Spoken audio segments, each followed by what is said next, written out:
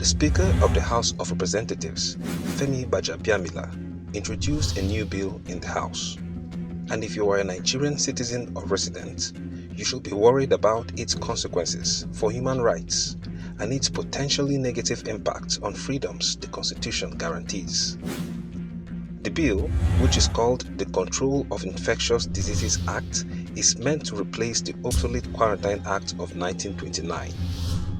According to the Speaker, the bill, if passed into law, will provide the necessary legal framework for the Nigeria Center for Disease Control (NCDC) to control the spread of infectious diseases like the coronavirus that is currently plaguing the country. The fundamental intention of the bill to curtail the spread of infectious diseases is laudable.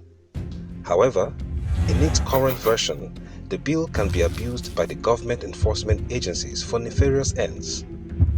The most important thing to note about the bill is the unbridled powers it gives the executive, and that in particular, it takes away the powers of the courts, thereby removing access to justice for people impacted by the law or the actions of executive officers.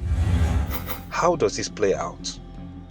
The bill grants overbearing discretionary powers to the Director General of the NCDC.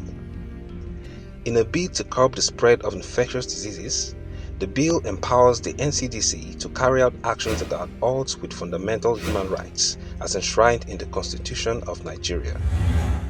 For example, on the mere suspicion of possible spread of infectious diseases, the Director General of the NCDC can prohibit any gathering of people, a direct violation of the right to freedom of association.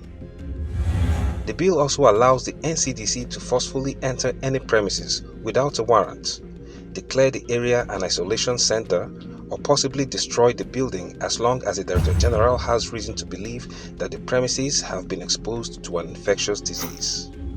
Also, a section of the bill suggests that the Director General of the NCDC can order, by discretion, the forceful vaccination or prophylaxis of any individual suspected to be infectious even against their will.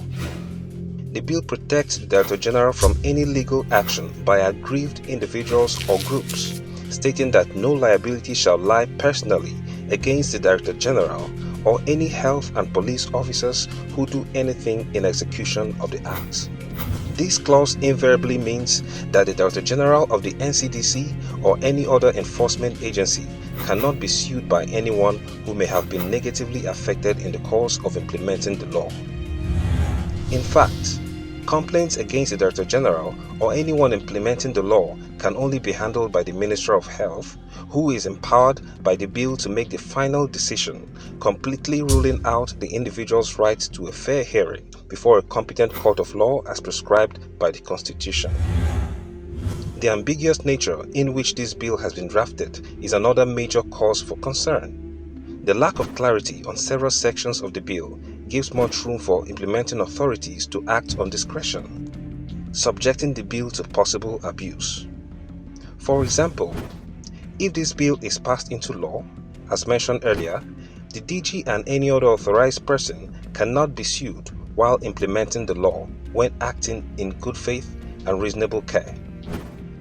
The terms good faith and reasonable care are not defined in the bill, leaving its definition to the discretion of the implementing agency. Taking these issues together, the bill in its current form poses a major threat to civil liberties and could be used to harass government critics and disrupt civil society activities. So what needs to be done? Firstly, the bill needs to be clear on any ambiguity where interpretation is subject to the discretion of the enforcement officer or agency. For instance, the bill should provide a clear guide as to how the NCDC establishes that a person or a property is infectious instead of hinging it on mere suspicion before taking any action. The bill must also give room for actions of the NCDC to be challenged in a court as obtainable in any democratic society where fundamental human rights, like the right to a fair hearing, are respected. Such a precautionary clause will be instrumental in checking the authority of the Director General of the NCDC, deterring a possible abuse of power by enforcement agencies implementing the law. A legislative framework that effectively responds to pandemic situations, such as the current coronavirus outbreak, is necessary. However, any such framework needs to consider the fundamental human rights of individuals as well as provide legal measures that check the authority of the implementing agency to avoid any possible abuse of power.